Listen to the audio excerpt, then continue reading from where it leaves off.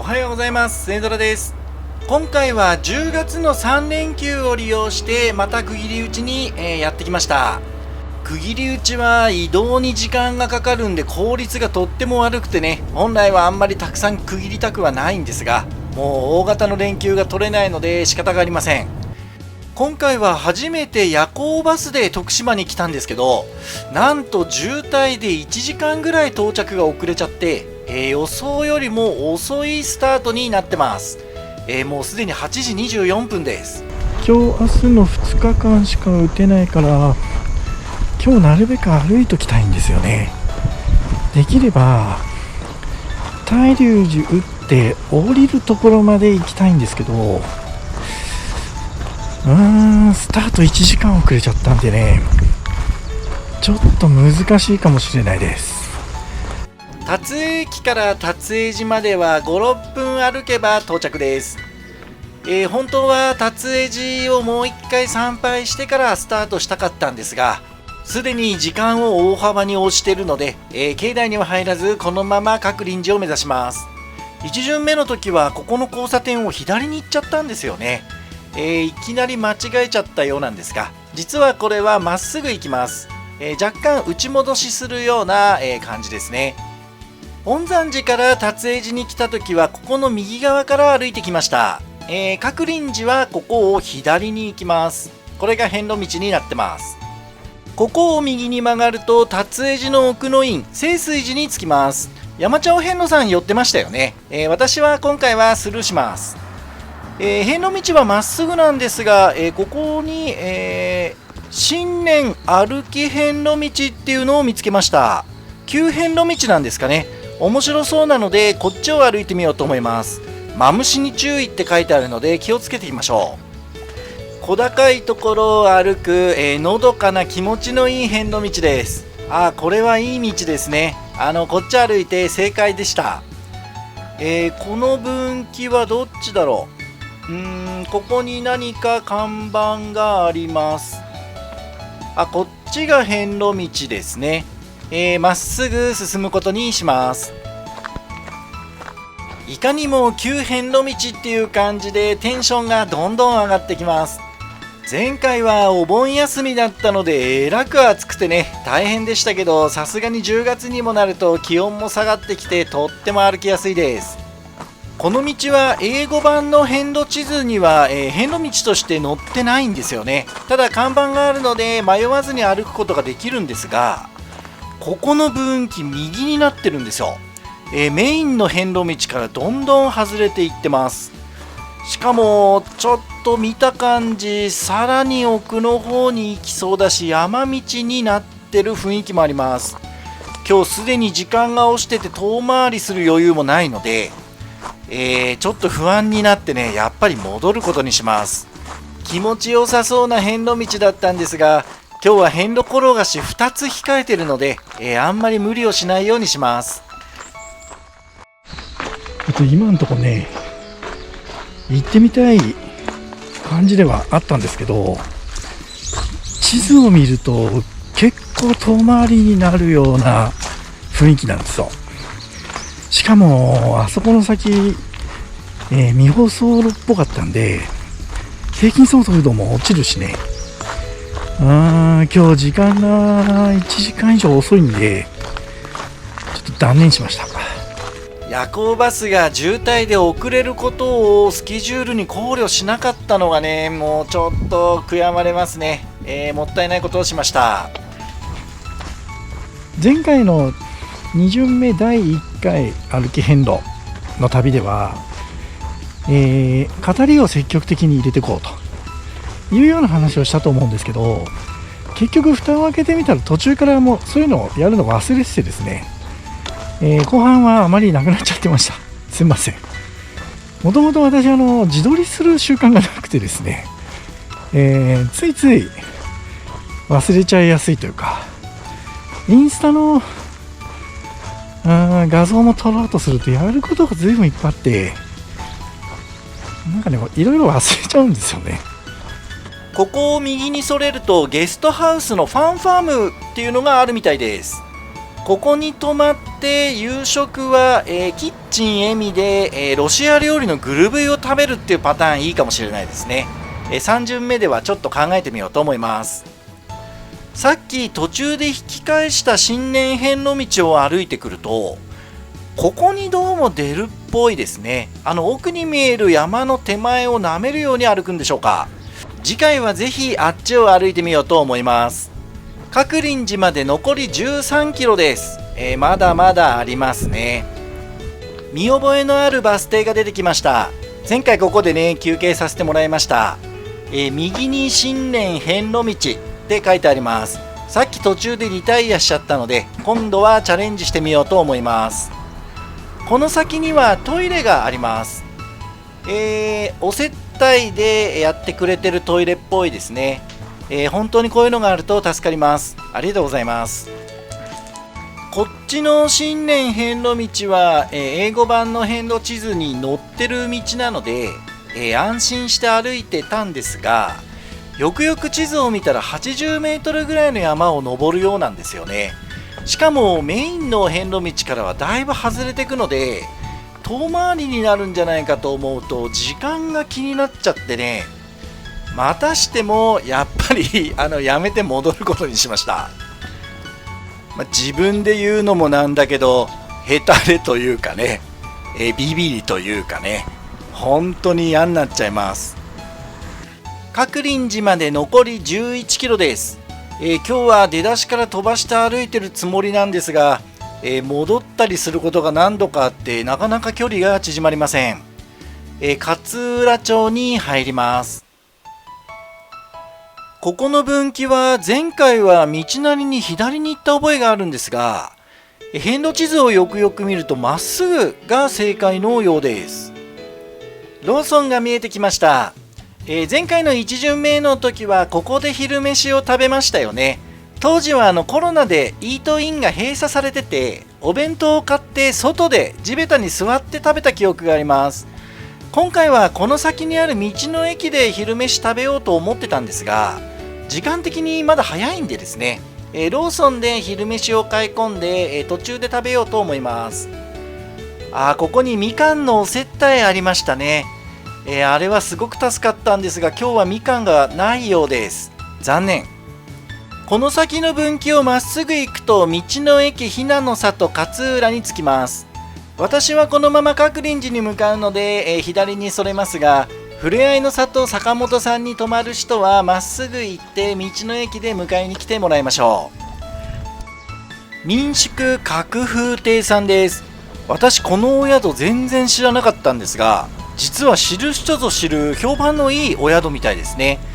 次回チャンスがあれば泊まってみようと思います。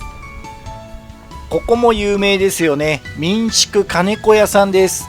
今はやってないみたいですけどね、鶴林寺手前の宿泊としてとても有名です。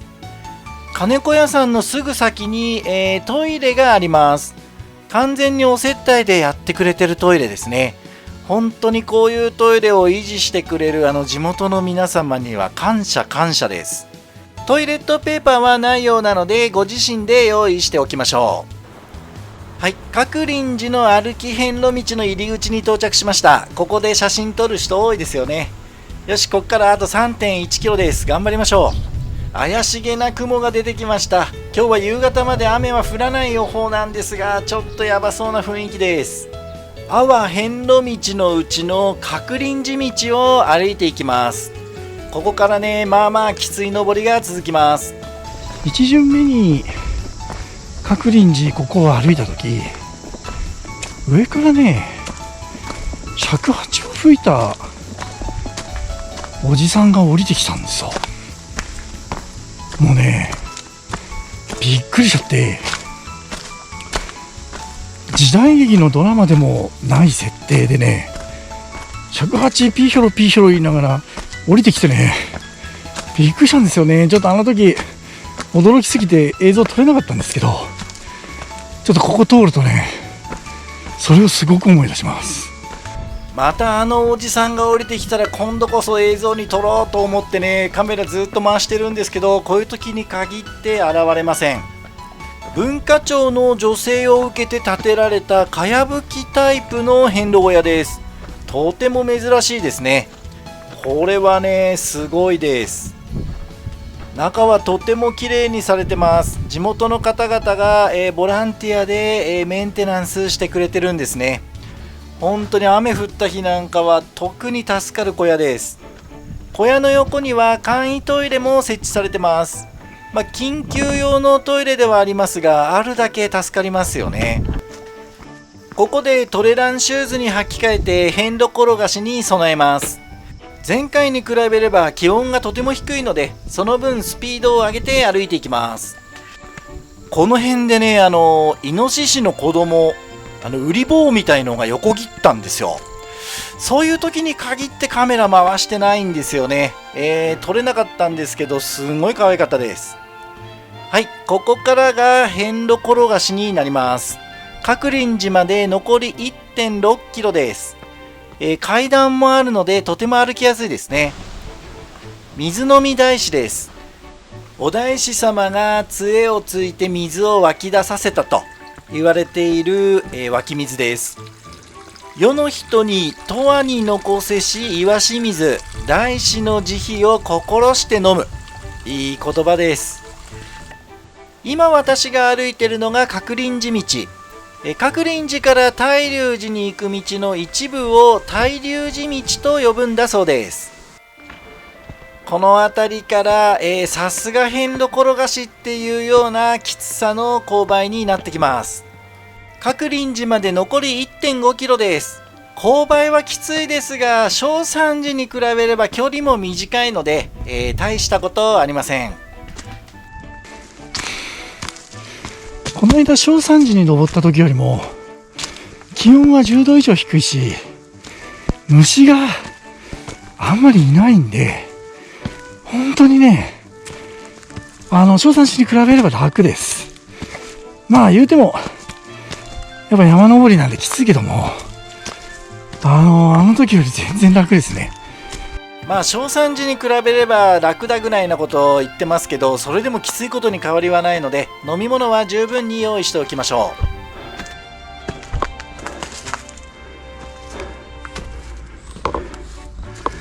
う。水井橋だね。こっちからこう降りて、通常はこれ前回こう行ったところです。今回は水井橋渡らずにこう行って、どこだろう、こう行ってこんな感じかな、ちょっとよくわかんないけど、こんな感じで鴨道で行こうと思ってます。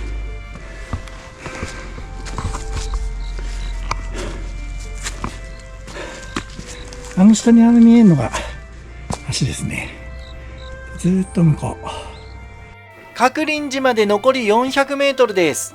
この段階で、今12時20分ぐらいですね。順調に時間を押してます。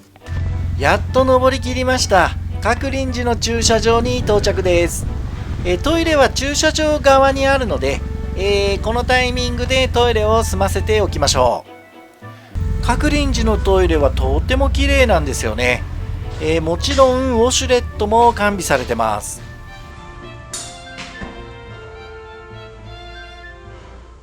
20番札所、鶴林寺です。8月の正山寺参拝の時に比べて気温が低いせいもあるんだと思うんですが、山寺に来ると空気がピーンと張ってて厳かな雰囲気感じるんですが、今日の鶴林寺は特にそういう雰囲気があります。まずは本堂を参拝します。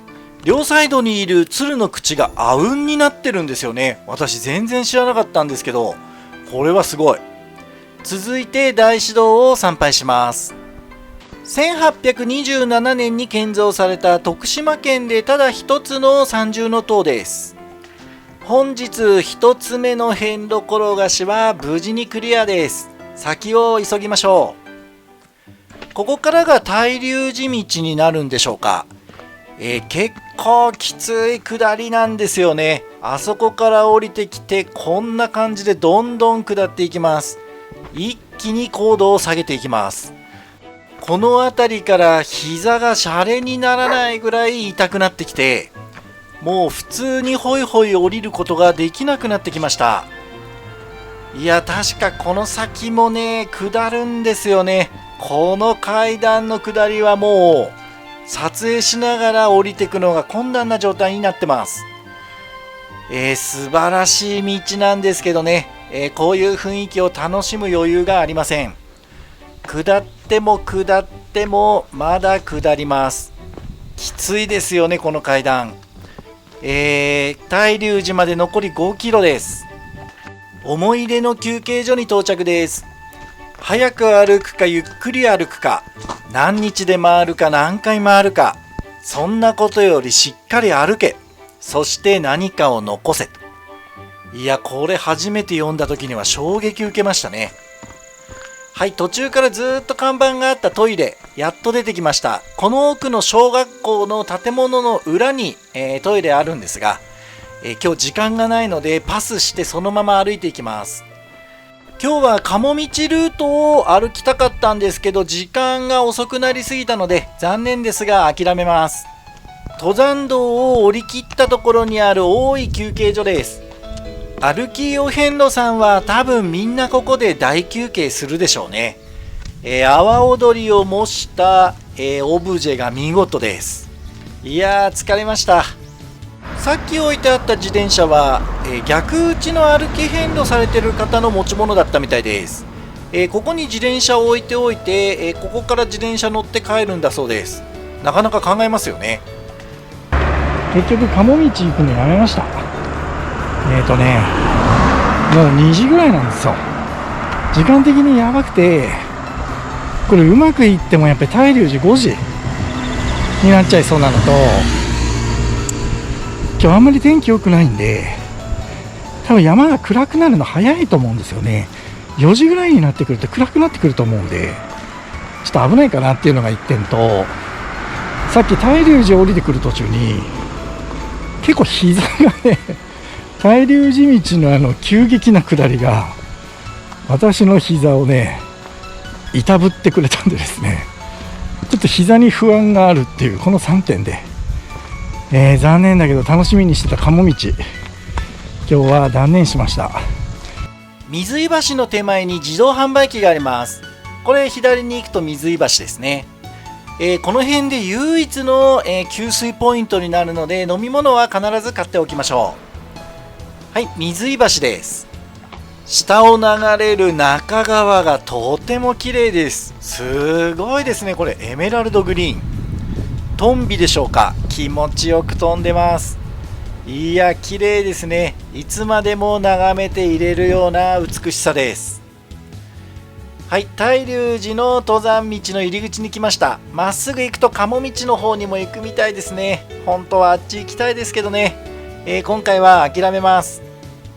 大龍寺に続く登山道は、前半というか3分の2ぐらいまでは、傾斜も緩やかでとても気持ちのいい山道になってます。下の方には滝が見えたりしてね、とても気持ちよく歩くことができます。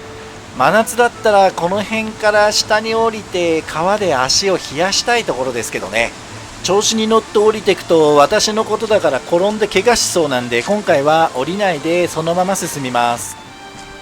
休憩所が見えてきました。これ1巡目の時ここで昼飯食べたところですね。今回も昼飯まだなのでここで食べることにします。とても気持ちのいい遍路道が続きます。今回そういえば10月の3連休だからもっと歩き遍路さん多いかと思ったんですけど、ほとんど出会わないんですよ。なんかね、寂しい感じがします。はい、ここからが、遍路転がしになるんでしょうか。厳しい登山道に突入です。傾斜はきつくて大変は大変なんですが、それでも距離は2キロもないんで一気に登ってっちゃおうと思います。この橋っていうのかな、これ少し傾いてて怖いんですよね。まあでもこうやってきちんと整備されてるおかげで、安全に歩くことができるので感謝しないといけません。はい、だいぶ上に登ってきました。ここまでですかね、きついところは。舗装路まで出てきました。大龍寺まで残り400メートルです。あと少しです。頑張りましょう。大龍寺の山門が見えてきました。やっと着きました。21番札所、大龍寺です。大龍寺は境内が広くて、山門入ってからお寺まではまだ200メートルほど歩かなくてはいけません。いやー遠いんですよね。やっと着いたと思ってからまだまだ歩くっていうのが精神的にちょっとダメージを受けます。龍天城、これ前回見ませんでしたね。龍がいるんでしょうか。こういう龍なのかな。あ、でも天井だからね。天井を見たら確かに龍がいました。なかなか迫力のある龍です。すごいです。おしゃれですよね。私こういうセンスが全くないので、どうしてこんなにおしゃれなものが飾られるのか不思議です。本堂に行くためには鐘楼門をくぐります。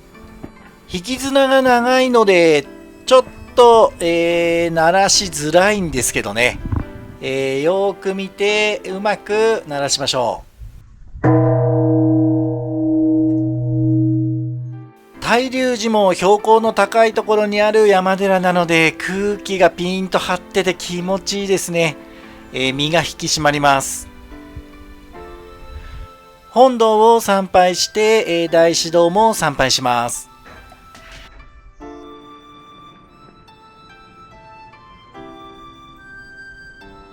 大龍寺に来たら必ずこれを見ましょう。ちょっと映像ではわからないんですが、ここからさっき参拝した鶴林寺が見えます。あんなところからこっちまで来たんですね。いやーきついはずです。はい、トイレです。大龍寺のトイレは鶴林寺ほどではありませんが、それでも、清潔なトイレです。はい、今日の参拝はここまでです。ここで私段取り致命的にミスっちゃって、今日宿にお迎えに来てもらう予定だったんですが、待ち合わせ場所をちょっと勘違いしててですね、急遽段取り変えてロープウェイで、下に降りることにしました。明日は、またロープウェイか何かで上まで上がってきて、ここからスタートして写真ヶ岳に向かおうと思います。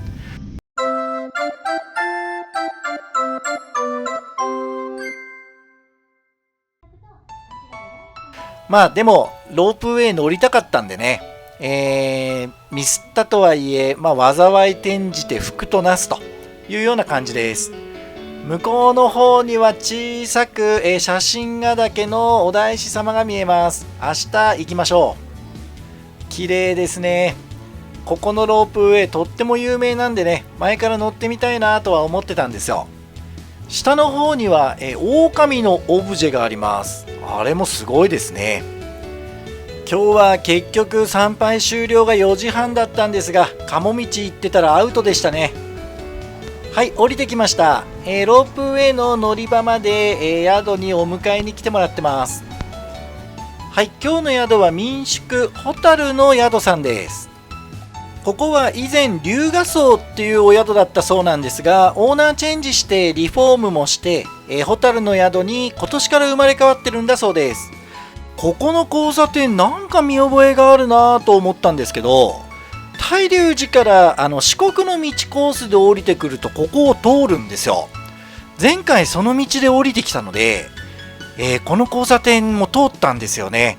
まさかここのお宿に泊まることになるなんて、なんかね、ご縁をすごく感じました。まだ新しいお宿で情報もあまりないので、たっぷりレビューしようと思います。まずはトイレです。建物自体は古いので、正直そんなに綺麗ではありませんが、それでもきちんと掃除もされてて、ウォシュレットも完備されてます。洗面所は1階と2階にありました。2階の方が使いやすそうでしたね。